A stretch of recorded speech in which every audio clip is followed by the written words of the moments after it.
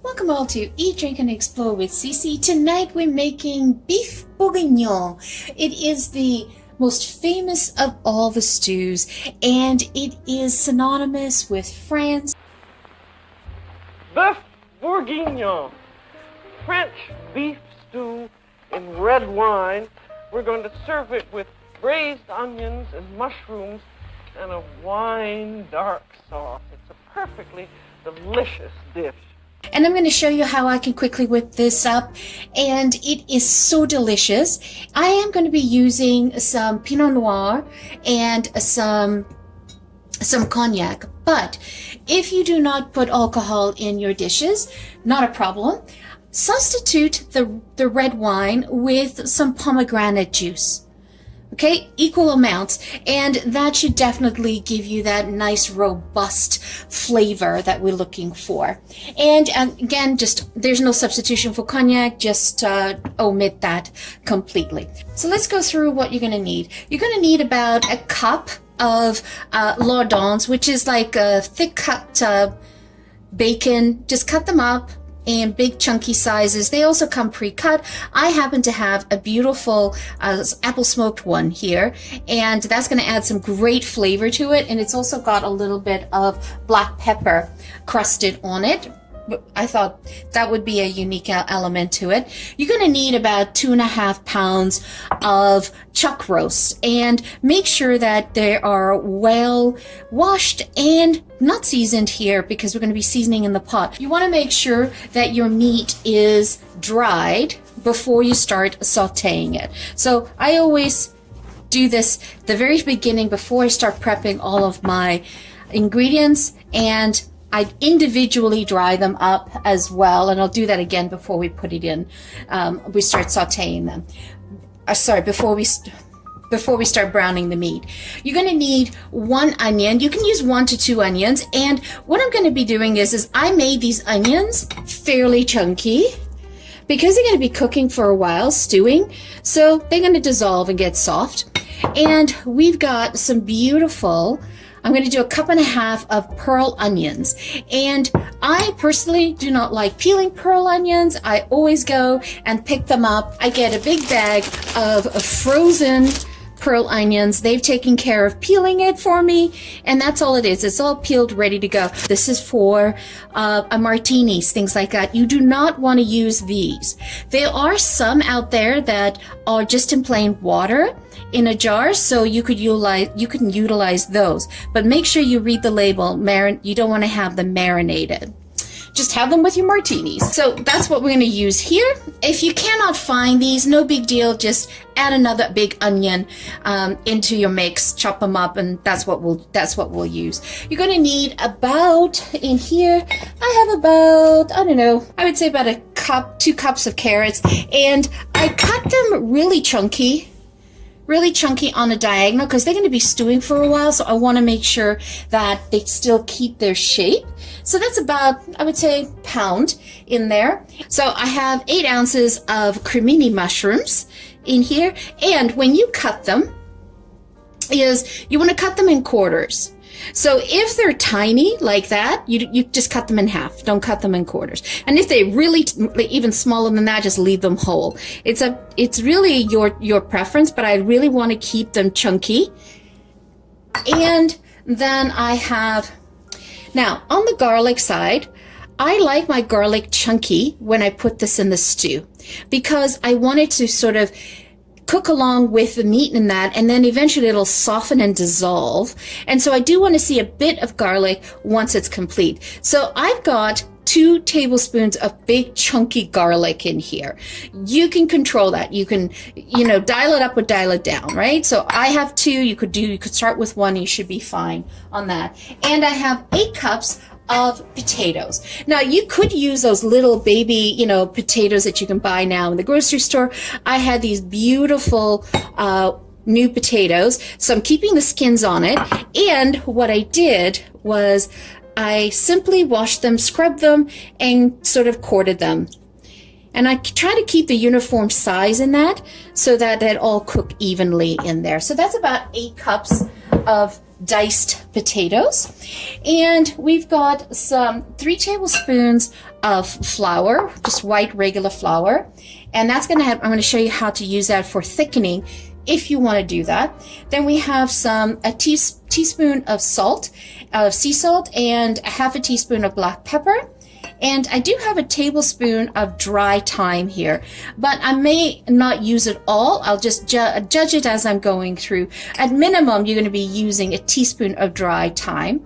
And I have the no salt added because I ran out of my own personal beef broth that I made. So I picked up the no salt added. So I will judge how much salt I will add based on the dish as we put this together. And of course, you're going to need a tablespoon of, and then we're going to do the meat because we want to cook the meat in the bacon fat. So let's move over to the stove. What we're going to do here is we're just going to render them down.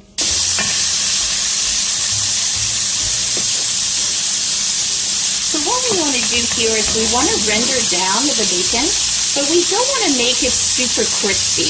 That's not the intent here. What we're trying to do is render down and extract the fat off the bacon, because all that bacon flavor is what's going to help us brown the meat, and it's going to add a level of flavor dimension to the pot, to the stew. Does this smell really good? Because I'm smelling like the apple smoked bacon and the black pepper. Will be a beautiful level of flavor added to that. And what I like to do is I do like to add a bay leaf in while I'm sauteing the bacon so that I can start to flavor the bacon fat for the meat. So that's getting one step ready. So what I'm going to just do is going to use a slotted spoon, and I'm just going to pull out the bacon. Make sure that I'm drying it before I add it to the pot.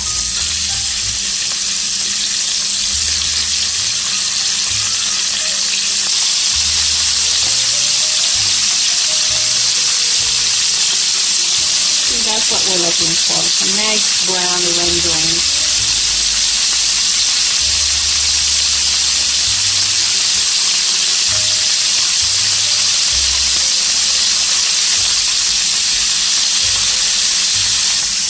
That's perfect,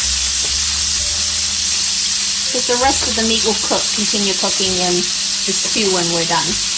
So this was the pan that I had sauteed the meat and the bacon in. So I'm just going to add a little bit of butter. Well, a little bit. That's subjective, I know. As much as you guys want. I love my butter and my olives.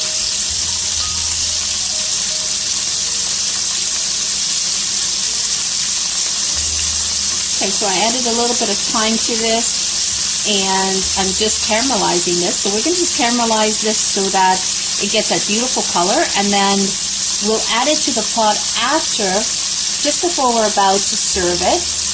Then that'll sort of float on top, and there'll be a nice visual on it. Because the rest of the onions that we added to the stew would have more than likely disintegrated or dissolved to almost nothing. So I realized that I really can't use this pot, this brasserie, this pot to do this because it's not deep enough. So I transferred everything into my Dutch oven, and now I'm just I put a little bit of beef stock in here just to deglaze the pan and grab all the bits so that we don't lose all that flavor. Should have gone with my first instinct, but second guessed myself. Let's bring that back. Add all the juices. You don't have to do this step because I just chose the wrong pot initially. But you can see I really cook.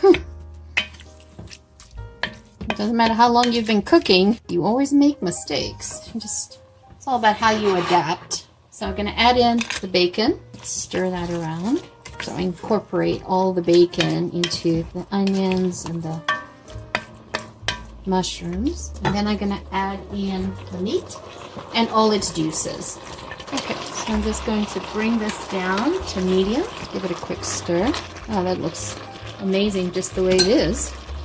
So I'm going to add in 2 cups So we're going to add in the other cup. Now the idea here is you want to put enough liquid to cover the meat, just barely cover the meat. So I had used the other half of the broth to deglaze the other pan, so that's why.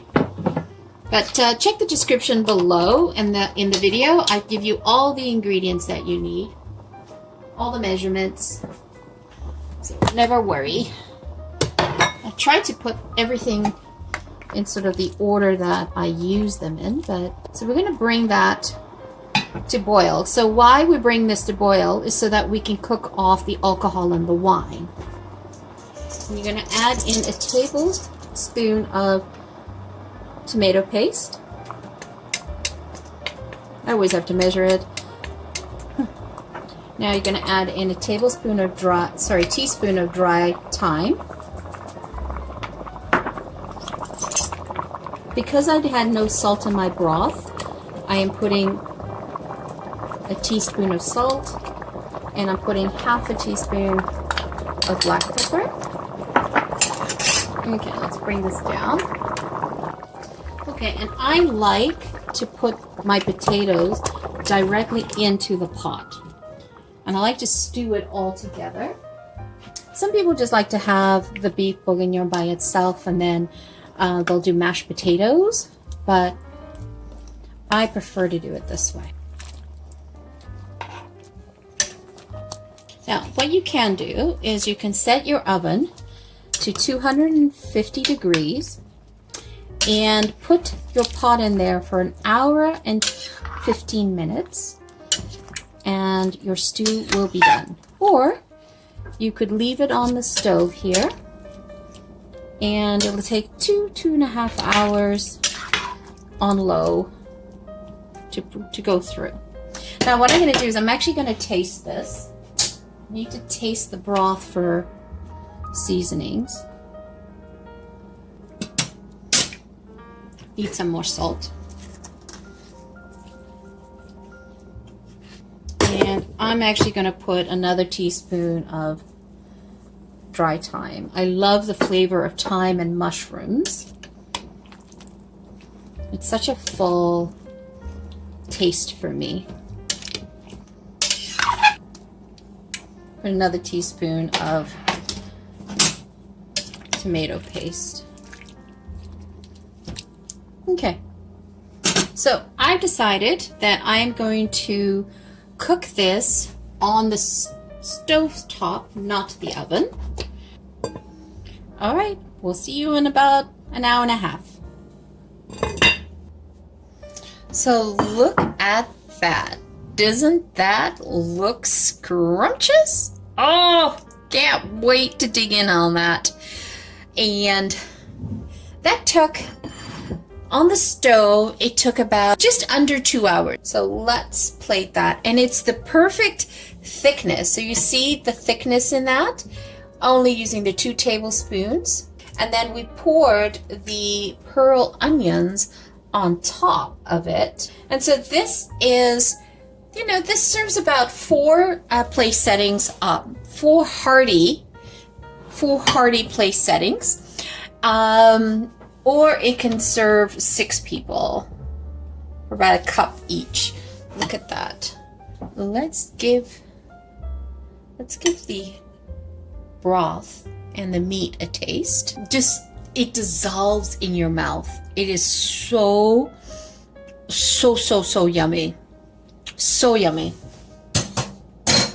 This hearty stew here for leftovers, for meal prep, however you guys want to take care of that. Look at that. Isn't that fabulous? So there you have it, folks. Beef bourguignon, as Julia would say, it is the ultimate stew. It is the most famous stew, and it is flavorful. It's hearty. It sticks to the ribs. It's exactly what you need on a fall winter's night. So hope you guys enjoy it. Please make it. It is one of those dishes that will have you make this on repeat. Your family will love it. So once again, thank you so much for joining me. And if you're new to the channel, welcome. If you haven't yet subscribed, hit that subscribe button, hit that like button. Let us know what your thoughts are. Add some comments in there. Love to hear from you guys. Once again, thank you for joining me. Have a wonderful day. Ciao for now.